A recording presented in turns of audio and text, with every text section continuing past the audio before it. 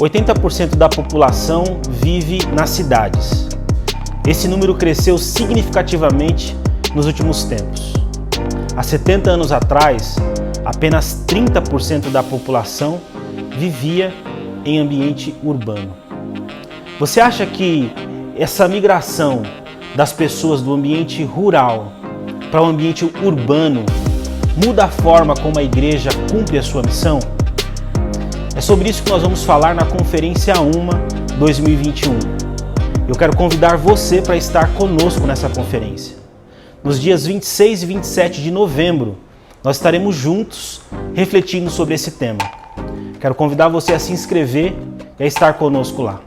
Um forte abraço e até lá!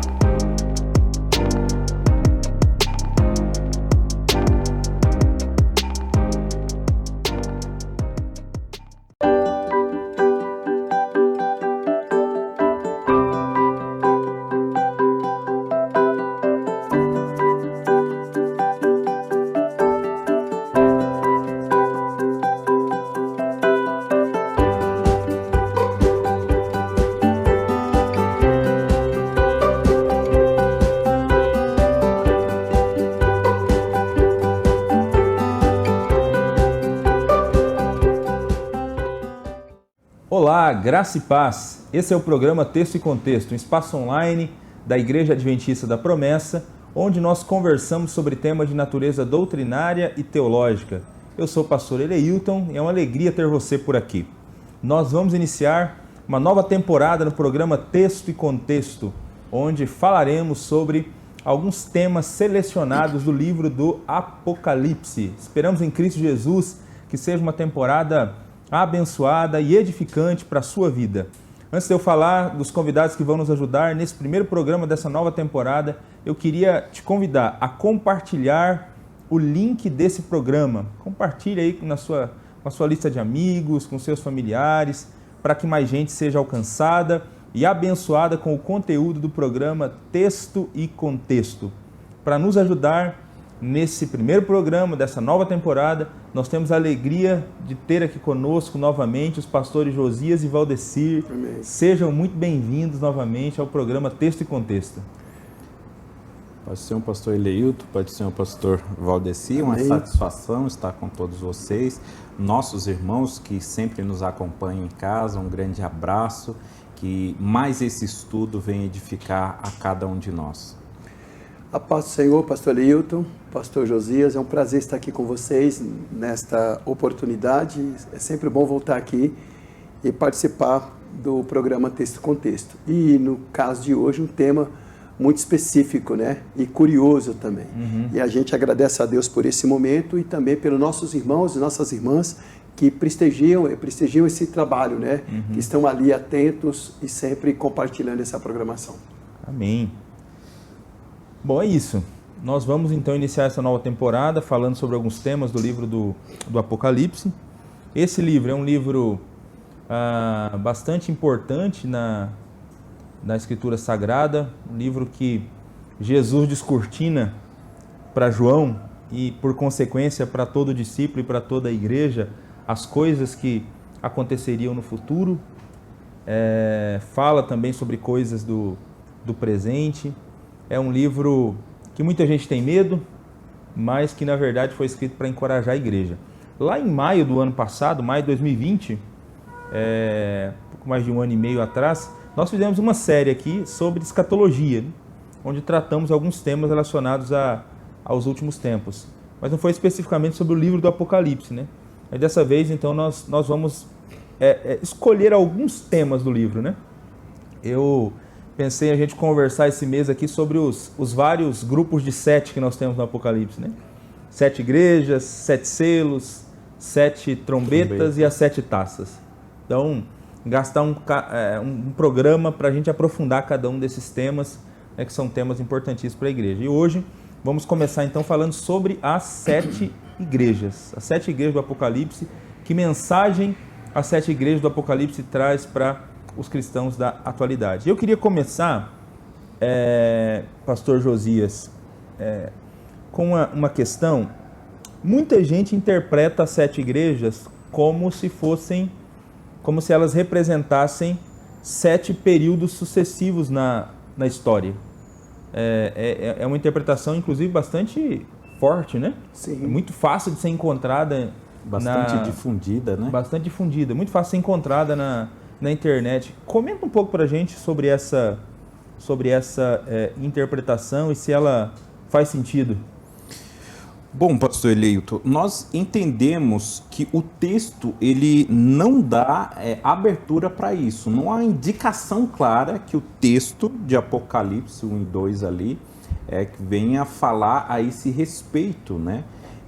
Embora que quando se pega a teoria, né, que é a ideia da dispensação, né, são 7 períodos históricos da igreja, a gente consegue ver alguma semelhança com o que é descrito essas igrejas, essa teoria.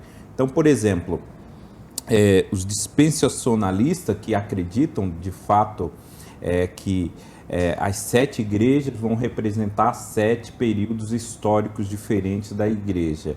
Eles vão dizer que o primeiro período é a igreja de Éfeso, a igreja dos apóstolos, ali por volta do ano 30, quando Jesus começa a chamar os seus discípulos, até a morte do último deles, João, ali por volta do ano 100, né? Então, esse seria o período de Éfeso, ou o período apostólico. Depois do ano 100 ao ano 300, eles vão falar que é o período de Esmirna, que foi um período de perseguição da igreja. A igreja, depois da morte dos apóstolos, até o império ele tomar o cristianismo como religião oficial, houve muita perseguição, então eles vão atrelar esse período a Esmirna. E aí, os próximos 300 anos, Pérgamo, que vai ser do ano 313, né, e até 606, é esse período de paganização, em que a igreja foi se desviando, deixando o mundo entrar na igreja. A gente consegue ver algumas semelhanças, né, pelo período. Tiatira, aí é de 606 até 1517, que é a era da reforma, né? 1517 é quando Martinho Lutero vai decretar ali as 95 teses. Nesse período, então, fala-se de um período de trevas da igreja. E desse período, de 1517 até 1750, um período de avivamento, que vamos ver realmente na história da igreja, grandes avivamentos acontecendo nesse período, e posteriormente, depois disso, de 1517 a 1750, a reforma. De 1750 a 1900, os avivamentos. E depois de 1900 seria o período de apostasia, que vai relacionar com a igreja de Laodiceia. Como eu falei, ao olhar essa disposição, a gente pode até enxergar algumas características dessa igreja com esses períodos, com algumas coisas que aconteceram com esse período. Porém, existe um tanto outro de coisas que vai desqualificar essa interpretação. Não dá para a gente pegar um aqui, mas pegando só a primeira e a última, por exemplo, Éfeso representando ali o período apostólico, a igreja dos apóstolos ali, enquanto os apóstolos viviam. Mas Jesus faz uma crítica a Éfeso, dizendo que ela havia abandonado o primeiro amor, que ela havia se desviado. Isso não vai condizer com a igreja de Atos que a gente vê, uma igreja tão vigorosa, uma igreja cheia do Espírito Santo, uma igreja em plena expansão, alcançando o mundo, é ela que vai alcançar o império inteiro. Não tem como a gente pegar aquela alerta, né, que Jesus faz para a igreja de Éfeso, dizendo que ela se desviou e que deveria voltar ao primeiro amor. Você está dizendo que é preciso dar uma forçada no texto para acomodar essa visão, para encaixar com os períodos históricos. Isso. Como eu falei, não dá para passar todos, mas vamos pular para o último, Laodiceia, a igreja apostata, a igreja que se apostou, é o período de 1900 segundo eles, até a volta de Cristo, vai ser esse período de apostasia. Se a gente afirmar isso, é o mesmo afirmar que não tem esperança para a gente, porque a igreja de Laodiceia não recebeu nenhum elogio de Jesus Cristo, só foi a crítica mesmo, contundente, de uma igreja que havia deixado ele de fora. E a gente sabe, sem Cristo não há salvação. Então, é o mesmo dizer que a igreja de hoje não vai ter salvação. E quando a gente olha mais para frente no Apocalipse, por exemplo, nós vamos ver que a última igreja vai ser a melhor igreja que existiu, né? Alguns teólogos vão dizer aquilo que aconteceu em Atos 2 só foi um prenúncio do que vai acontecer com essa igreja última, porque lá aconteceu restrito a um cenáculo, e na igreja última o cenáculo vai ser o mundo, vai ser a igreja inteira. Os missiólogos falam que nos últimos tempos a igreja vai ser uma igreja semelhante a João Batista, que foi o precursor da primeira vinda de Cristo. Teve um João Batista, só que na segunda vinda de Cristo os precursores serão inúmeros João Batista. Então nós temos indícios de uma igreja extremamente vigorosa, uma igreja extremamente usada, cheia do Espírito Santo. Como coadunar isso com Laodiceia? Não tem como a gente falar que essas características que é descrito no próprio Apocalipse vão fazer referência à igreja de Laodiceia. Por mais que a gente veja alguma semelhança, né, no dispensacionalismo, mas vai haver tantas outras coisas discrepantes que não dá para a gente afirmar que o texto de fato está se referindo a 7 períodos históricos da igreja. Bom, se não é essa a melhor interpretação, então como a gente entende, então, pastor Valdeci, como seria melhor entender esses recados de Jesus para 7 igrejas? Eu acho que até a sua resposta, de alguma maneira, ela vai mostrar para a gente a razão pela qual a gente encontra semelhanças, né? Quando você vai pegar os períodos históricos, aí você olha assim, o que aconteceu, e aí olha o que está escrito na carta, e apesar de ter dessemelhanças, como você disse no começo, há algumas semelhanças. Mas por quê? Eu acho que talvez a resposta até mostre um pouco Ajuda isso. Um pouco. Ajuda. Sim, pastor Eleuto. Tanto as igrejas do Apocalipse quanto o conteúdo das cartas, ela nos leva a essa consideração que você acaba de colocar. Porque o conteúdo e as cartas representam condições que se repetem muitas vezes durante a história da igreja. E aí, quando nós falamos a história da igreja, estamos falando da igreja primitiva até os dias de hoje. São todas as igrejas. Então, não descreve um período, como o pastor Josias acabou de relatar. Não é um período específico lá. Ou 7 eras, 7 períodos, né? Começando lá em Éfeso e vem aqui para Laodiceia. Então, ela descreve as realidades que sempre estiveram presentes nas igrejas. E quando nós lemos a história da igreja, e principalmente no livro de Atos, você vai pegar a igreja e ver ela em forte expansão em todas as áreas, né?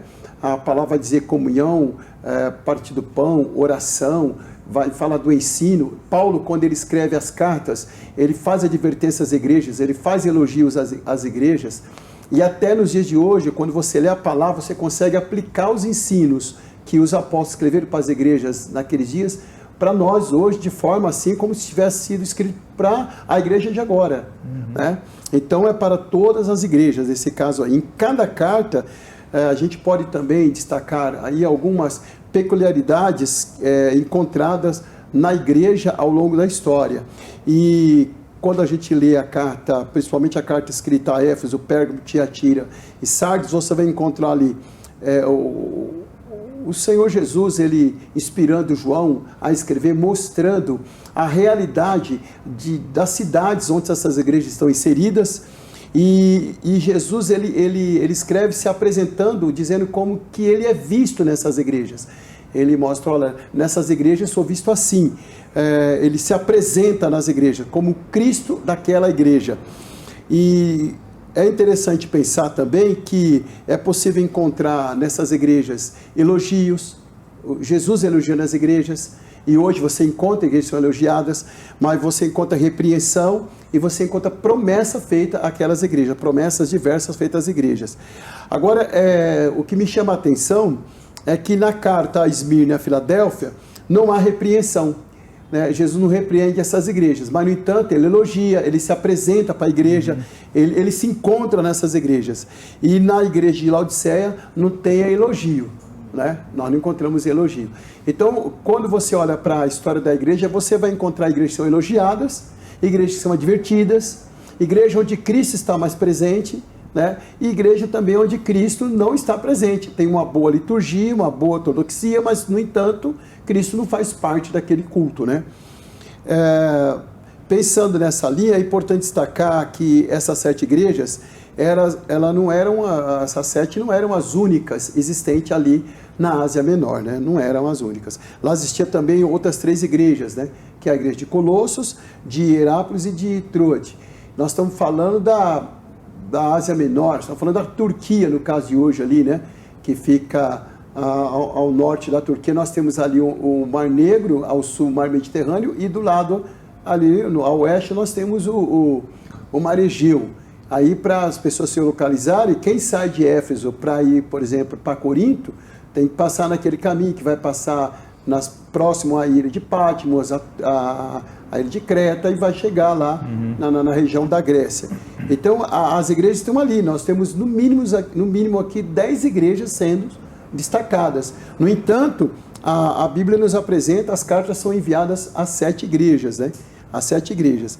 Então, podemos fazer as perguntas, indagar por qual razão, então, que é endereçada só às 7 igrejas, né? Porque só elas foram escolhidas, né? Aí, o termo 7 no Apocalipse, ele vai mostrar para nós uma ideia de totalidade. E você vai encontrar esse termo 7 cerca de 54 vezes, só no Apocalipse. E o entendimento aí é simbólico, ou seja, ele dá a ideia de completude. O que é isso? É uma qualidade de estado de propriedade que é o mesmo que completo, o mesmo que perfeito, né? O mesmo que acabado, né? Você vai encontrar 7, completo, perfeito, né?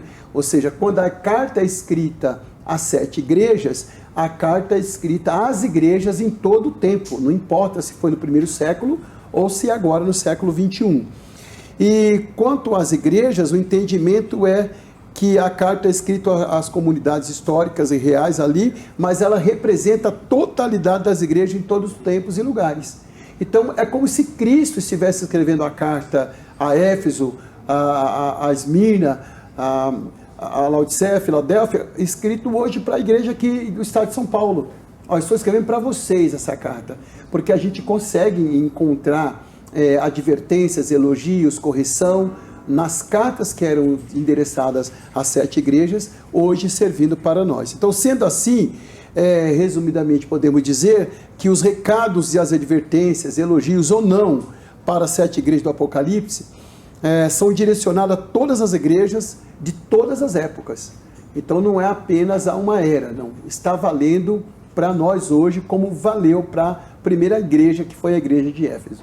Então, seria um ensino completo, né, para todas as igrejas, sim, de todos os períodos, né? Que a gente, sim, vai ver também hoje, né? Se a gente pegar o hoje, né, no presente momento, a gente vai ver igrejas com características como essa, como Éfeso, por exemplo. A igreja que eu congrego lá em Vila Nova Curuçá, uma igreja muito amorosa. Eu enxergo essa característica. Assim como a gente vai ver outras igrejas estão sofrendo perseguição hoje. Hoje tem igreja igual a Esmirna, né? Sim. Padecendo perseguição, irmãos morrendo hoje, né? Inclusive, o número só cresce, né, ultimamente, de cristãos martirizados. Então, a gente vai ver características que a gente enxerga nas igrejas de hoje.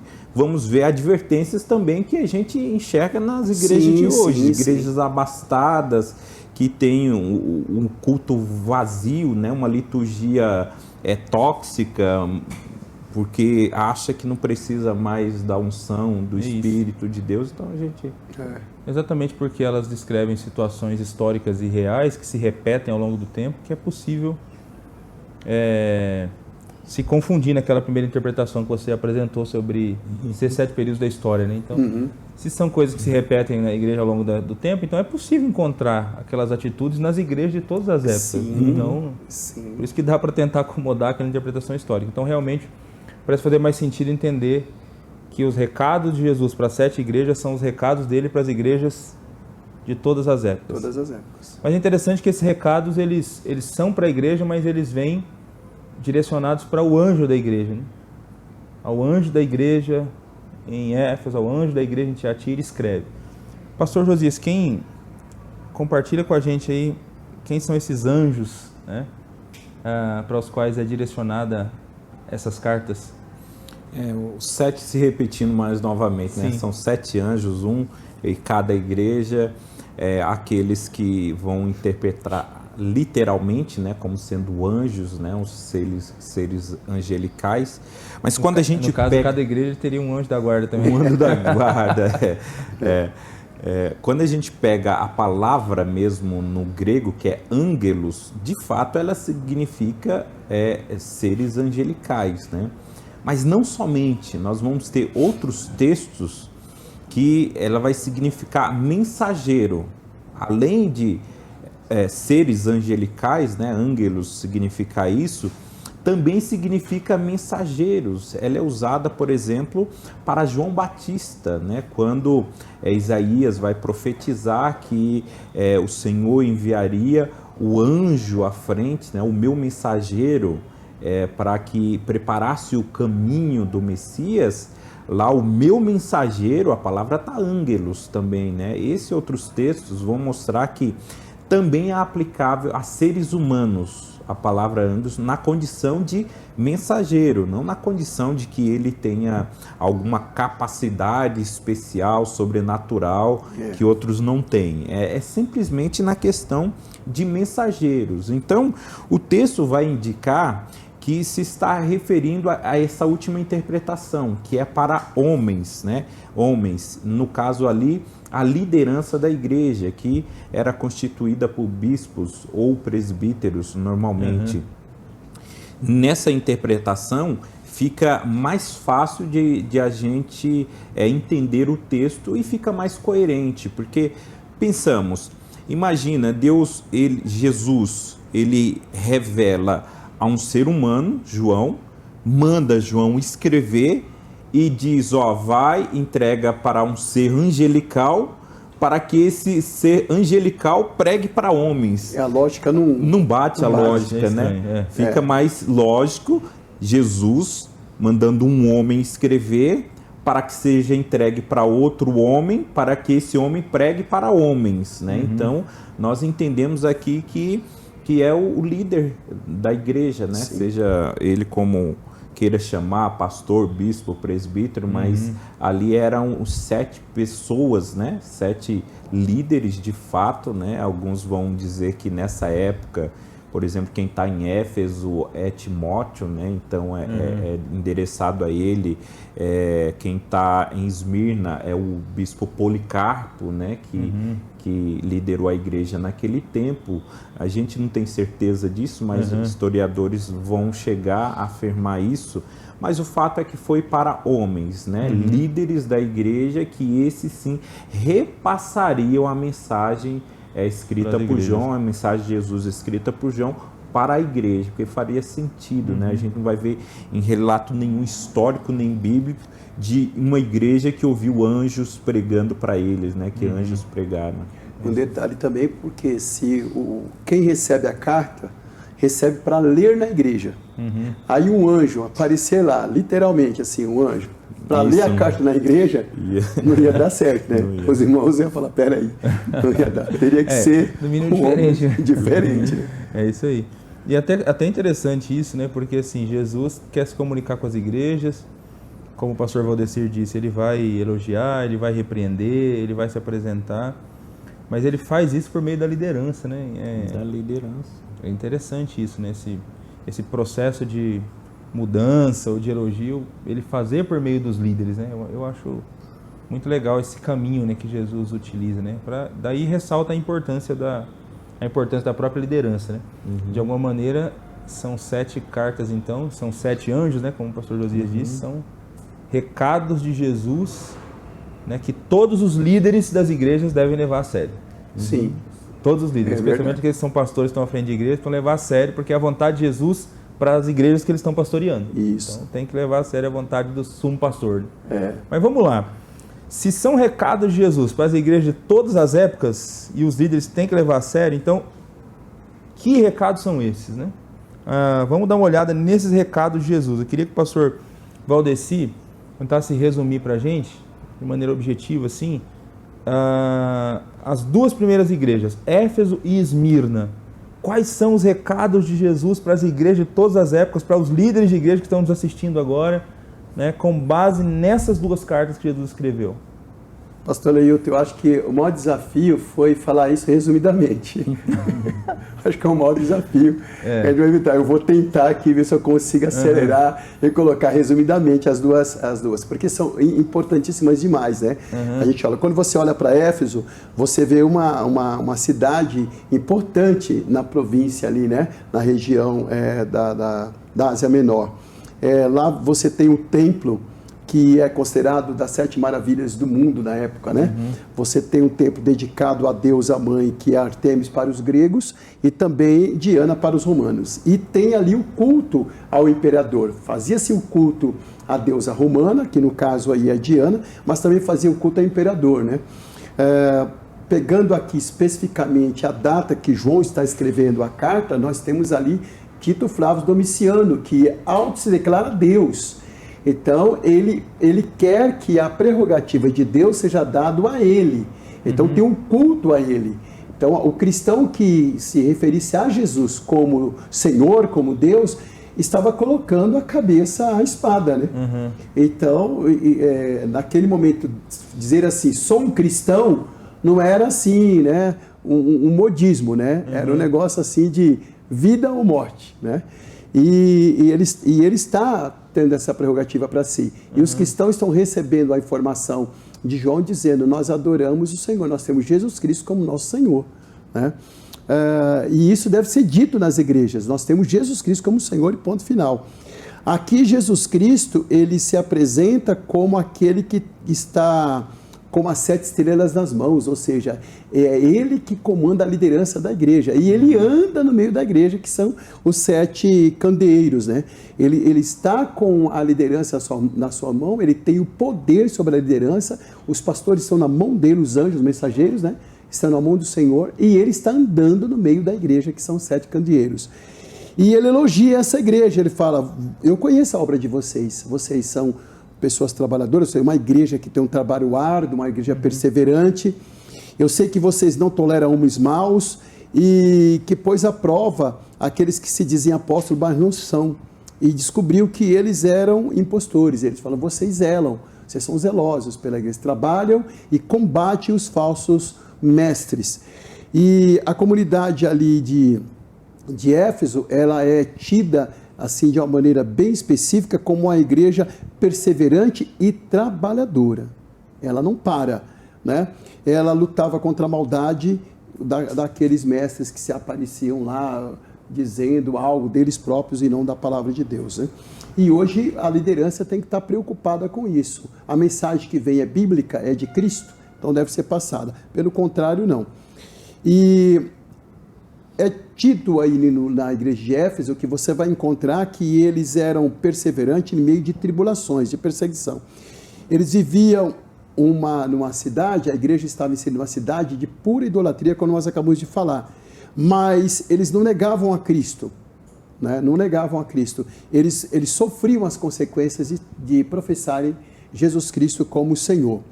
E aí o Senhor elogia eles, vocês têm perseverado e suportado sofrimentos do meu nome e não têm desfalecido. Vocês estão aí, são perseguidos, o império está em cima, mas vocês estão aí. Então Cristo elogia a igreja, os crentes em Éfeso, o trabalho deles, né?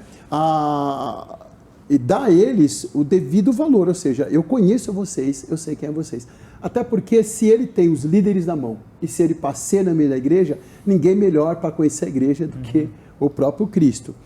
Mas o que me chama muita atenção aí é a repreensão que Jesus faz a essa igreja, né? Ele fala como se dissesse, apesar de muitas obras, apesar de vocês terem a pureza doutrinária, vocês abandonaram o primeiro amor. Né? E ele vai dizer o seguinte, aquele amor que vocês tinham, aquele amor intenso, vocês divorciaram, vocês abandonaram. Os crentes perderam o fervor lá do início, os corações agora estavam frios, estavam distantes de Deus e também distante do próximo. Já não tinham aquele amor fraternal que a igreja tinha do Atos 2, né? Comunhão, partir do pão e oração. Então estavam distanciando também de Deus. E é importante analisar que a igreja do Atos 19 é a igreja contrária à igreja que está em Éfeso. Então é como se Cristo estivesse falando assim, ó, dê uma olhadinha quando vocês foram formados, o fervor que tinha lá no Atos 19, a igreja que era cheia do Espírito Santo, a igreja, aquela igreja inaugural, que foi cheia do poder, né? E a partir daquela igreja ali no Atos 19, a gente tem o relato que toda a Ásia foi evangelizada. Então ela é uma igreja de oração, é uma igreja fervorosa, é uma igreja missionária, né? E essa comunidade que tem essa identidade de ser uma igreja fervorosa e missionária, ela é conhecida em todo o mundo daqueles dias. Contudo, ela havia perdido esse brilho, ela perdeu esse entusiasmo, essa devoção, ela perdeu o primeiro amor. Então vem a advertência, a repreensão, volte ao primeiro amor, né? Volte, olha lá como o texto vai dizer, veja de onde você saiu. Então talvez o principal recado de Jesus com base em Éfeso é que a igreja precisa ser voltar ao primeiro verdadeira amor. No amor. Tem um amor. Os cristãos precisam ter um amor genuíno. Sim, se pudesse resumir a mensagem dessa carta, seria relacionada ao amor. O versículo 5 fala assim, ó, lembre-se de onde caiu, arrepende e pratique as boas obras. Lembre de praticar o que vocês faziam lá no princípio. Se não se arrepender, viria a vocês e tiraria o seu candelabro. Ou seja, eu vou tirar vocês. Então lembre de lá. Então aí nós temos esta repreensão, e eu termino aqui dizendo o seguinte, que para retornar ao ardor dos primeiros dias, a igreja precisava olhar para o passado dela, para o início dela, e lembrar de onde ela tinha sido tirada, e arrepender, e não esquecer da misericórdia, da bênção do Senhor, e voltar a praticar as obras que eram praticadas lá atrás. Você vai ter o Atos 2, você vai ter o Atos 13, o Atos 19, fica mostrando quem é a igreja, né? E se essa atitude fosse considerada, né, com certeza Jesus estaria com eles. O contrário, Jesus sairia do meio deles e tiraria eles de lá. E aí Jesus faz alguns elogios, faz a promessa, e eu gosto da promessa que Jesus faz aqui para eles, que ele fala assim, aquele que tem ouvido, ouça o que o Espírito diz às igrejas. Ao que vencer, darei o direito de comer da árvore da vida, que está no paraíso de Deus. Um privilégio que Adão e Eva não teve, mas se a igreja ficar com Cristo, voltar ao primeiro amor, terá. Amém. Então, com base em Éfeso, nós temos esse desafio então da igreja voltar ao primeiro amor, né? Demonstrar o genuíno amor. A segunda igreja, que é a igreja de Esmirna, nós temos um contexto já é um contexto de perseguição, né? Dessa segunda igreja, né? Isso. O grande desafio de Jesus para essa segunda igreja, se a gente pudesse acertar assim uma característica principal assim, né? O que Jesus quer, o que Jesus quer que os líderes da igreja de hoje levem a sério, olhando para esse recado que ele mandou para Esmirna, né? E nós vamos dizer que a igreja tem que ser perseverante na tribulação, porque a igreja de Esmirna, Jesus aparece para ela como o primeiro e último, aquele que foi morto e reviveu. Né? Você vai ler no versículo 17 e 18 do primeiro capítulo do Apocalipse, que Jesus ele é soberano na trajetória da humanidade, ele é o que abre e fecha, é o primeiro e último. Além de soberano, ele é poderoso, né? Ele é o Senhor, né? Senhor sobre a morte, é aquele que voltou da morte, que ele tornou a viver, né? E Jesus olha para a igreja de Esmirna e fala assim, ó, vocês passam por grande tribulações no caso, mas aprendeu a ser obediente. Vocês são obedientes à minha palavra. E Jesus reconhecia que ela era uma igreja pobre, aqueles lugares, mas aos olhos do Senhor Jesus, era uma igreja rica. Ela poderia ter tido os seus bens confiscados, não tinha influência política, mas ela era rica, porque ela era perseverante na tribulação. Eu lembro aqui de Tiago, quando escreve a primeira carta, né? Que ele fala assim, ó, tem de grande alegria em passardes por grandes tribulações. E aí cabe aqui bem na igreja de Esmirna, né? E ela conhecia a igreja, ela identificava quem eram os judeus que andavam blasfemando, diziam ser judeus, e na realidade era a sinagoga de Satanás. Ela tinha esse discernimento. Ela passava por grande tribulação, mas ela conseguia enxergar quem era de Deus ali. Então, nós vamos entender aqui também em Esmirna que tem uma promessa do Senhor Jesus ali para ela, interessante, que ele vai dizer o seguinte, ó, se você for fiel até a morte, eu vou te dar a coroa da vida. E passando por essa perseguição, ele está dizendo, persevera, vocês vão até morrer, mas vão ressuscitar. Amém. Vai receber a coroa da vida. E a segunda, a promessa que nós podemos dizer é que eles não sofreriam o dano da segunda morte. Ou seja, vocês não vão para a segunda morte, né? Vocês ressuscitarão e estarão comigo. Podem até morrer uma primeira vez, né, por conta da perseguição, mas a segunda morte não terá poder sobre vocês. Né? É destinado àqueles que não perseveraram, né? É isso aí. O contrário de Esmirna. É isso aí, pastor. Então, o grande desafio com base em Esmirna é perseverança e meio sofrimento. Né? Perseverança. Amém. Pastor Josias, Pérgamo, Tiatira e Sardes, as que vêm na sequência. Aqui a gente já viu amor e perseverança. E essas três outras igrejas? Vamos lá. Pérgamos tem a ver com a defesa da verdade, né? Porque como o pastor Valdeci falou aqui de Éfeso, que tinha um grande centro de culto ao imperador, sim, mas na realidade foi a cidade de Pérgamo que venceu como sendo a cidade onde teria o centro do culto ao imperador. Sim. Todas elas adoravam o imperador, isso é uma regra, né? Era uma lei, né, do império ter que adorar o imperador. Mas na disputa ali das cidades da Ásia Menor, Pérgamo venceu como aquela que fosse, que teria o centro do culto do imperador, fosse lá a principal cidade que teria o culto ao imperador. Por isso que nela Jesus fala que ela está ali onde está o trono de Satanás. O trono é esse templo, lugar de adoração ao imperador. E aí, mesmo nesse lugar onde está o trono de Satanás, a igreja não deixou de lutar pela verdade, de falar a verdade. E claro, se ali aquela cidade se esforçou tanto para ter aquele título, né, de o principal culto ao imperador ali, as leis daquelas cidades eram para tudo favorecer a isso. Mas tem um povo ali que não obedece, um povo que não oferece sacrifício.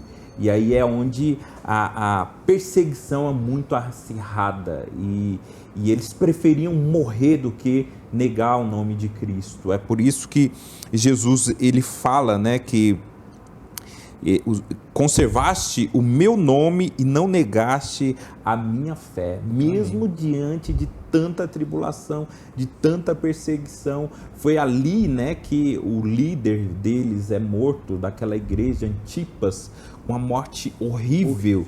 Dizem que ele foi morto, colocado na barriga de um touro de bronze em que se acendia a fogueira embaixo, né? E ele morrer lentamente ali, cozinhado dentro daquela estrutura de bronze ali. E Jesus, ele viu aquilo, né? E eles assim, e chamou ele de a minha fiel testemunha. Né, o líder, o pastor, o bispo ali que se deixa ser capturado, ser morto de maneira tão horrível, simplesmente por não querer adorar o imperador, e sim adorar a Jesus. Então, o chamamento para as igrejas de hoje, que vamos ver na semelhança de Pérgamo, é uma igreja defensora da verdade, Amém. mesmo que custe a vida, né? Até a morte devemos defender a fé de Cristo, defender o nome de Cristo e a adoração a Cristo somente. Em Tiatira, nós aprendemos a ver ali uma igreja vigorosa na santidade, né? Jesus vê essa marca na igreja, ele elogia essa marca na igreja, ele faz promessas a essa igreja com base nessa característica dela, uma igreja que devia investir em santidade, continuar investindo em santidade, embora viesse ali uma profetisa que tinha uns ensinos muito errôneos, né, de promiscuidade, de idolatria, não tem nada a ver. Jesus chama ela de Jezabel, né, a semelhança da esposa de Acabe. E Jesus faz uma advertência, né, a ela e seus seguidores, mostrando ali a graciosidade de Cristo, do amor de Cristo, né, porque mesmo ela fazendo tão mal para a igreja, ele dá chance de ela se arrepender, seus seguidores, né, se arrependam, né, senão vai vir o castigo, mas primeiro ele dá a chance de ela se arrepender. Então, igrejas com Esmirna, nós aprendemos que devemos ser vigorosos na santidade. Santidade é uma coisa séria para Deus, né? Tem que ser levado a sério, né? Hoje, em todas as igrejas, precisamos de levar a sério a questão da santidade. E por fim, Sardes, nós vamos aprender que Jesus quer uma igreja com uma espiritualidade autêntica, né? Uma igreja que não seja como aquela figueira que ele amaldiçoou, que tinha tanta folhagem, mas não tinha frutos, né? Aqui ele chega a citar uma igreja de mortos-vivos, né? Uma igreja The Walking Dead, né? Tava morta, mas tinha fama de vivo, né? É verdade. Porque o culto era pomposo, liturgia impecável, mas faltava espiritualidade, autenticidade na espiritualidade dessa igreja, né? O próprio Jesus vai falar: você tem fama de que vive, mas eu sei que vocês estão mortos espiritualmente, né? Então, com Sardes nós aprendemos que a igreja tem que ter uma espiritualidade autêntica, ela deve ser coerente com o que crê e o que pratica, ela deve ser coerente com aquilo que ela fala e aquilo que ela pratica, né? Senão vamos entrar numa religiosidade infrutífera que somente vai ter aparências, né? Mas no fundo está morto. Então, uma igreja igual Sardes, ela perde a percepção da realidade, né? Ela é enganada pela sua própria maneira de ser, de agir, e Jesus requer que a igreja dele tenha espiritualidade com autenticidade. Legal. Eu li uma vez que se fosse pedir para uma pessoa do primeiro século escolher uma igreja para congregar, e a pessoa fosse analisar o perfil das 7 igrejas, talvez ela escolhesse Sardes. Sardes, pela aparência, né? Por conta da aparência, porque era uma igreja famosa, né? Então, assim, ela era a mais famosa de todas as 7, né? Então, o pessoal escolheria Sardes, né? Mas pela visão de Jesus, né? Pela visão clínica de Jesus, que diz que conhece todas as igrejas, inclusive as nossas, né? Que conhece todos os problemas da igreja, ele falou que era só aparência, né? Então é terrível isso, né? Terrível essa fala de Jesus. Você fica naquela assim, qual que é dessa aí que merece mais correção? Aquela que martirizou Antipas, aquela que dava ideia para as doutrinas de Jezabel, ou a outra que né, vive só de aparência, você vê uma situação. E aí alguém pode dizer assim, não, nós não martirizamos ninguém, nós não adoramos idolatria, mas está numa aparência só, né? Só tem a capa. Jesus vai dizer que para os fariseus, né, que são sepulcros caiados, né? Tá por fora branquinho, mas por dentro uma podridão, né? É isso aí, você que é líder de igreja, então vai anotando aí, ó. Jesus quer que as suas igrejas tenham genuíno amor, Éfeso, sejam perseverantes no sofrimento, Esmirna, defendam a verdade, Pérgamo, vivam a santidade, né, o Tiatira, e tem uma espiritualidade autêntica, né, Sardes. Agora vamos lá, falta duas, falta Filadélfia e Laodiceia. Pastor Valdecir. Vamos lá. Quando você fala de Filadélfia, alguns teólogos vão identificar ela como uma igreja pequena, mas ela é perseverante, né? Ela é pequena, mas é perseverante.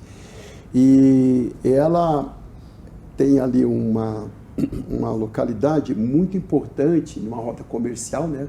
A rota do Império, e ela é chamada também por Porta do Oriente. Então ela é especial, uma cidade especial. A igreja está ali, né? O culto pagão principal ali era Dionísio. O maior problema eram os judeus e não os pagãos para a igreja. Os judeus davam mais trabalho para a igreja do que os pagãos. Os religiosos, né? Davam mais trabalho que os ímpios. Justamente. Quer dizer, qualquer encontro aí não é mera coincidência, né? Então, se fosse para escrever hoje essa carta para algumas igrejas, ia acertar, né? Porque às vezes aquele que conhece dá mais trabalho do que aquele que não conhece. É dito que a igreja de Filadélfia era a igreja mais jovem ali de toda a Ásia, né? E Filadélfia, ela vai indicar, o seu nome vai indicar amor de irmão, né? Filadélfia. Jesus, ele vê nessa cidade umas dicas no aspecto cultural da cidade.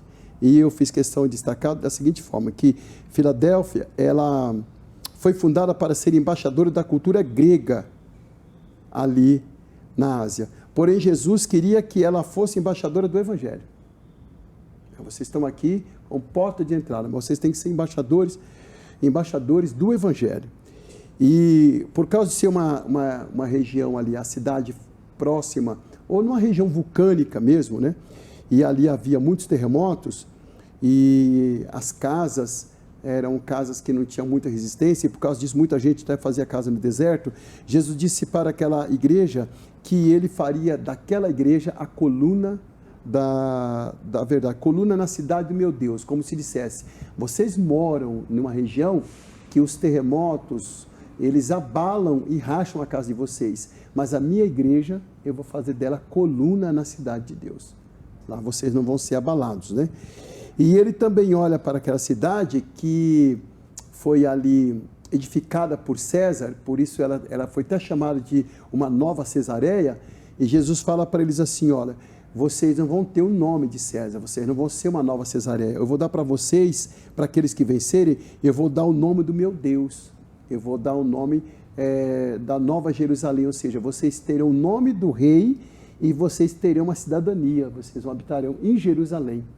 Né? É interessante você pensar nesses detalhes, né? Vocês são embaixadores, né?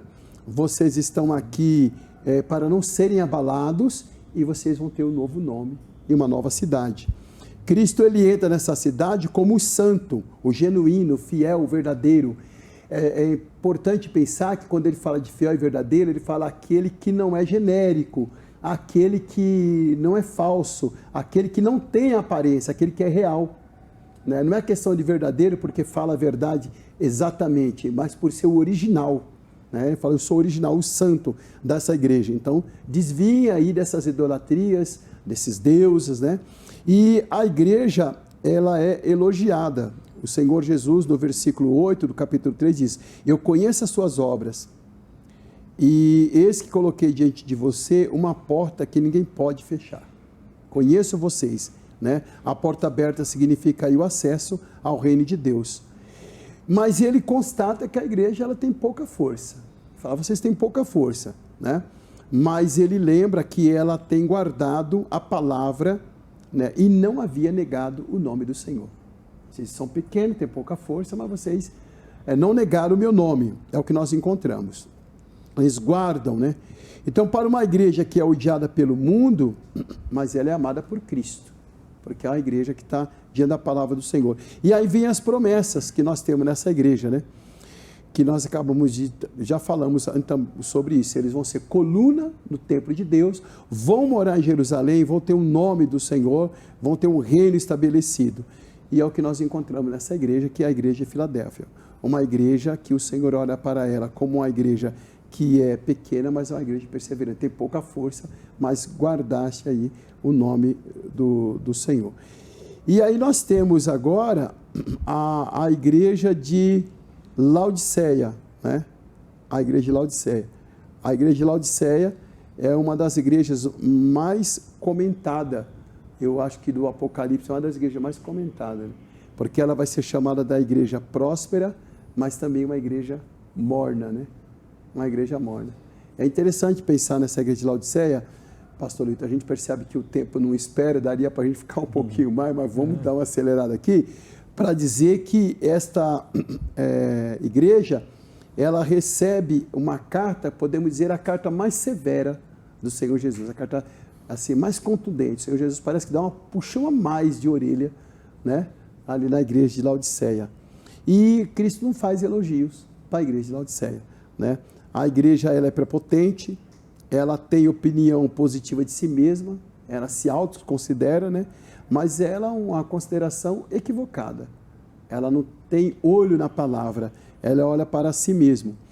E aí, quando você olha para a igreja de Laodiceia, você vê o Senhor Jesus observando cada uma delas. Claro, você vai ver Éfeso, que abandona o primeiro amor, Esmirna, que tolerava os falsos ensinos, Pérgamo, que está tolerando a imoralidade, Tiatira, que é uma igreja viva, mas estava morta, né? E Sardes, que era pobre, mas o Senhor Jesus era de rica, e Filadélfia, que era pequena, de pequena força, mas era fiel. Já Laodiceia é uma igreja próspera, porém uma igreja morna, e o Senhor dá uma advertida maior aqui nessa cidade de Laodiceia. Rica, muito rica, o centro bancário está em Laodiceia, né? Vamos encontrar isso. A condição econômica daquela cidade era, assim, gigantesca. Nós temos ali muitos cristãos ricos naquela cidade, né? Laodiceia era uma cidade estratégica, né? Porque ela ficava nas rotas comerciais mais importantes do mundo da época. Se existia uma rota comercial naquele momento, a de Laodiceia era a mais importante, né? Aprendeu a conviver com a cultura de tudo que quando passava por ali, todos os lugares, né? Tanto vinha da Grécia quando vinha ali da Ásia. Era rica e abastada aquela cidade, tinha uma opinião própria de si mesma e foi considerada uma cidade transigente, tolerante, né? Por ela, todas as ideias eram positivas. Eles não combatiam os falsos, eles estavam andando junto com o santo, mas ao mesmo tempo andava com o profano, né? E é importante pensar que Laodiceia era o centro médico oftalmológico da época, né? Havia escola de medicina naquela cidade.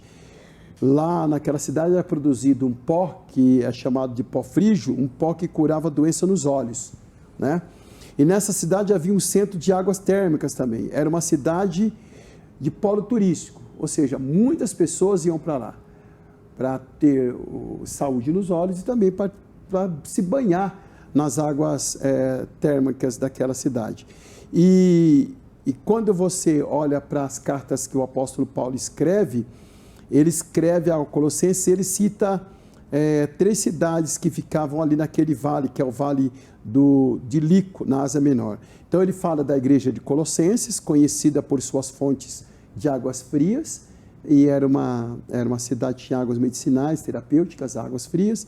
Ele fala de Hierápolis, né, conhecida também por suas fontes de águas termais, e também terapêuticas, né? E ele vai falar de Laodiceia, que diferente de Colossenses, de Colossos, né, que tinha águas frias, e diferente de Hierápolis, que tinha água quente, Laodiceia, ela tem água morna. As águas quentes que vinham de Hierápolis e as águas frias que vinham de lá de Colossenses se encontravam e chegavam em Laodiceia morna. Não era uma água boa para se beber. Talvez para tomar um banho servia, mas para beber não servia. E aí Cristo, ele se apresenta lá como o Amém, o dono da criação, o poderoso, e ele faz uma repreensão a essa igreja. Ele faz uma repreensão e diz assim: eu conheço as suas obras, você não é quente e nem fria, tomara que fosse fria ou quente. Seria uma coisa ou outra, mas vocês são mornas. E ele repreende, né? Ser morno aqui é viver sem propósito, é viver sem alvo, é viver assim como... Ou seja, você vai entrar num barco, uma viagem sem destino. Qualquer lugar que eu chegar, tá bom. Além da mornidão, um outro pecado estava tirando a confiança devida somente ao Senhor. Tinha um outro pecado ali. Por causa da sua prosperidade, esta comunidade se achava rica, sempre abastecida. E, na opinião de Cristo, ela era uma igreja desgraçada, miserável, pobre, cega e nua. Ou seja, estava desprovida da verdade, da prosperidade. Desprovida. Tinha tudo isso, mas o Senhor Jesus, então, dá o diagnóstico. Ele olha como um médico para aquela igreja e dá o diagnóstico da igreja. E João escreve dessa forma, né? Para esta igreja, Jesus ele fala: compre de mim ouro para te enriqueceres, vestes brancas para te vestires e cobrir a sua nudez, e colírio para ungir os teus olhos, para que possas ver. Jesus podia dar uma ordem para aquela igreja, mas ele dá um conselho: comprem de mim. Né? Parece que é um comerciante que está andando numa cidade e falando contra as características daquela cidade, vendendo algo que eles tinham, né? Ouro, veste e colírio, tudo que tinha naquela cidade. Toda a fala de Jesus para a igreja de Laodiceia, na verdade, para todas elas, né? Parece ser uma fala extremamente contextual, né? Jesus, ele apresenta os recados utilizando elementos culturais, né, das 7 cidades. É até um exemplo até de contextualização para a gente, essas falas de Jesus, né? Mas é bem interessante mesmo esses recados de Jesus para Laodiceia, né? Ele falou: eu tenho ouro para vocês, e eles têm riqueza. Sim. Ele diz: olha, eu tenho um veste para vocês, lá tem a produção da lã negra, né? Uma lã caríssima, famosa, um comércio grande, e lá tem colírio. E ele fala assim: compre de mim, né? Então o Senhor Jesus chama a atenção dessa igreja e ele repreende, né? Ele repreende ela e ele fala assim: ó, você perdeu o seu vigor espiritual. Né? Olha para a igreja de Laodiceia: você perdeu o seu vigor espiritual, seus valores espirituais, a sua visão espiritual foi perdida. E também ele fala suas vestes espirituais. Então ele convida: venha a mim, né? Comprem de mim. Na verdade, então, a gente poderia até dizer que um dos principais recados de Jesus para Laodiceia, né, para aplicar para as igrejas da atualidade, é que a igreja precisa ser uma igreja fervorosa espiritualmente. No caso de Laodiceia, até a comparação com as águas, né, Jesus parece que diz que os cristãos dão ânsia de vômito nele, né? Sim. Porque a água morna é isso, né? Da ânsia de vômito, né? Então, ela precisa recuperar fervor. Até talvez uma questão chave aí da carta seja a igreja que colocou Jesus para fora, né? E ele está batendo e quer cear. Então, por isso essa ideia de fervor e relacionamento, né? Interessante quando ele fala assim, que da ânsia de vômito eu vou vomitar, né? Significa que a igreja está dentro dele, né? A igreja está em Cristo, porque se vomitar dá no estômago. Então ele falou: mas eu vou vomitar, não dá para ficar com vocês assim, não dá para tolerar essa mornidão de vocês, né? Eu vou vomitar vocês. E ele faz uma promessa, ó: assentar-se com Cristo em seu trono, assim como Cristo fez com seu Pai. Os cristãos, eles se voltassem para Deus, se aceitassem o conselho dele, eles iriam participar da glória do reino de Deus. Amém. Isso aí. É isso aí. Temos vários recados de Jesus para as igrejas do nosso tempo, para a liderança do nosso tempo, né? Espero que vocês tenham anotado aí todos os recados, né? A gente termina aqui então com Filadélfia e Laodiceia, né? Um recado mais parece centrado mais na ideia da missão, né? Que é Filadélfia, a porta aberta diante deles. Uma igreja que tinha pouca força, uma igreja pequena diante de uma grande cidade, mas Jesus tem promessas para ele, e esse recado para a igreja de Laodiceia. Caminhando para o final do nosso programa, queria pedir para o pastor Josias apresentar um desafio final àqueles que nos ouviram até aqui, e na sequência o pastor Valdeci nos colocar diante de Deus em oração. Amém. Diante de tantas recomendações, né, do nosso Senhor Jesus Cristo, eu gostaria de enfatizar a questão de que Ele está de olho na igreja dele. Aqueles olhos que João vê lá no começo como chamas de fogo não são à toa, né? Ele está de olho, ele diz: eu conheço as tuas obras. Isso é um grande privilégio para quem está fazendo a vontade dele. Aqueles que estão padecendo, aqueles que estão sofrendo, isso não está passando em vão, né? Isso não vai ficar de graça. Ele está vendo, ele tem recompensa para quem tem essas boas obras. Mas também há um alerta aqui. Conheço as tuas obras, se estiver fazendo coisa errada, ele está vendo também. E ele vai ter advertência. Né? Você me faz lembrar do salmista, né? O salmista fala, narrado pelo Senhor, os meus olhos procurarão os fiéis da terra. Exatamente. Ele está com os olhos atentos. Conquanto somos salvos pela fé somente, mas aqui na fala de Jesus nós vemos também a importância das obras, né? De fazer a vontade de Deus, de que haveremos um galardão, uma recompensa, sempre Ele coloca uma recompensa para aqueles que fazem a vontade dEle. Amém. Isso aí. Então vamos orar e pedir que o Senhor Jesus nos dê condições de entender os ensinos dEle. Ao ler essas cartas a gente possa olhar para nós e vermos naquilo que somos elogiados, mas naquilo que também que somos advertidos, né? Amém. E quando Jesus voltar a gente possa estar fazendo assim. Então vamos orar e eu convido você também que está em casa, nos prestigiando com a sua atenção, aprendendo também, colaborando conosco, que você ore conosco nesse momento. Senhor Deus, eterno Criador dos céus e da terra, nós estamos aqui, Senhor, refletindo na Tua palavra, entendendo, Senhor, que os recados direcionados àquelas igrejas lá no primeiro século são para nós aqui hoje também, Senhor. Permita, meu Deus, que ao ler os Teus ensinos, possamos colocar em prática, Senhor, a Tua palavra e sermos testemunhas fiéis do Teu santo Evangelho.